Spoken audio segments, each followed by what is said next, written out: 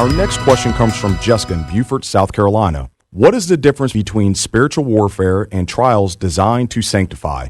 How do I know which one I am in, and does it change how I should respond? Well, the passage that comes to mind would be the book of James. And so let me read what James says about trials and about temptations, because here's the bottom line. If you can discern the difference between a trial and a temptation, then you can discern the difference between what you call spiritual warfare and a trial, because the parallels are identical. He says here in the opening of his letter, consider it all joy, my brethren, when you encounter various trials, knowing that the testing of your faith produces endurance. And so he doesn't say if you encounter various trials, but when, because they're part of the Christian life. Some come directly from the hand of God to shape us into the image of Christ. That's the point of Romans 8:28, that God works all things together for good. Why? So that we can be conformed to the image of his Son, as verse 29 of Romans 8 underscores. And so he exhorts us that knowing that the testing of your faith produces endurance, and so this is our response. We have to decide what we're going to do at the trial. Are we going to grumble and complain?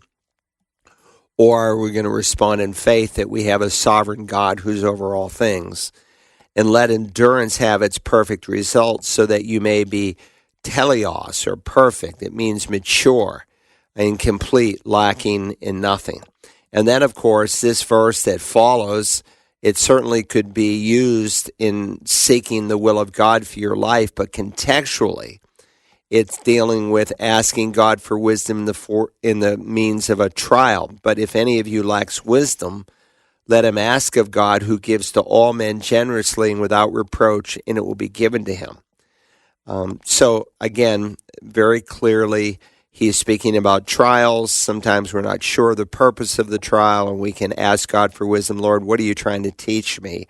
What do you want to accomplish in this? And God will help you. And then in verse 12, he says, blessed is a man who perseveres under trials, for once he has been approved, he will receive the crown of life, which the Lord has promised to those who love him. And of course, he's not speaking here about eternal life. He's not speaking here about earning salvation. He dismisses that false thought that a man can earn it in chapter 2.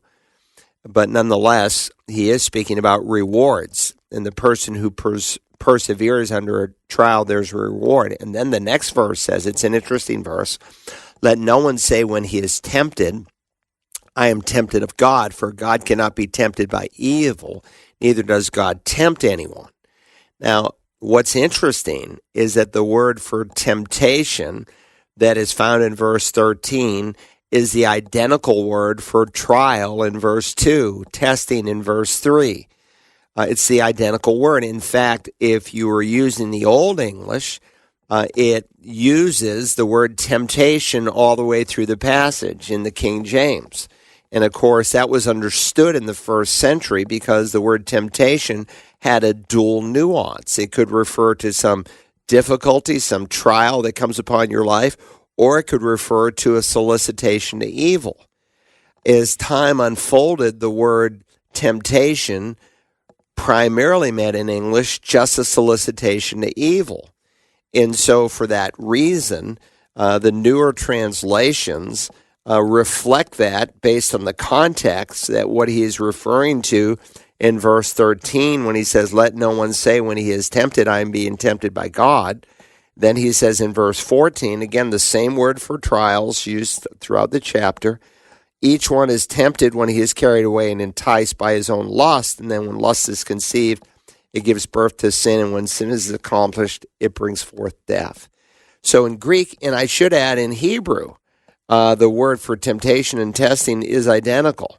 In the book of Genesis, chapter 22, it says, and it came to pass, I'm just paraphrasing, after these things that Abram was tempted, that God tempted Abraham.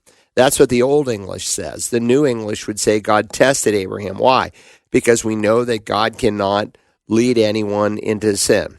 So when you think of a trial versus a temptation, When you think of a trial versus a spiritual battle, the parallels are identical. Trials are allowed by God for our good, where temptation is a direct attack from the evil one. It's a form of spiritual battle. A trial is designed to make you more like Christ, to chisel the character of Christ into our lives, whereas a temptation is designed to destroy our character, to bring us down, to tear us apart. One is designed for maturity, to cause us to stand. Solicitations to evil, the spiritual battle that we face, it's not for maturity. It makes us miserable people. And it's designed not to cause us to stand, but to cause us to fall, to stumble, to bring us down. So all trials, all tests are designed to develop us.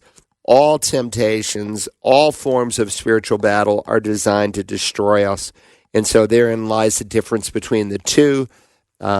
Jessica, who called in this question, might want to listen to the series that we're doing on the book of James. And right now, I think it's unfolding in Search the Scriptures, right? Yes, sir. Correct. And so you might want to listen to chapter 1. I think it would be very, very helpful to you.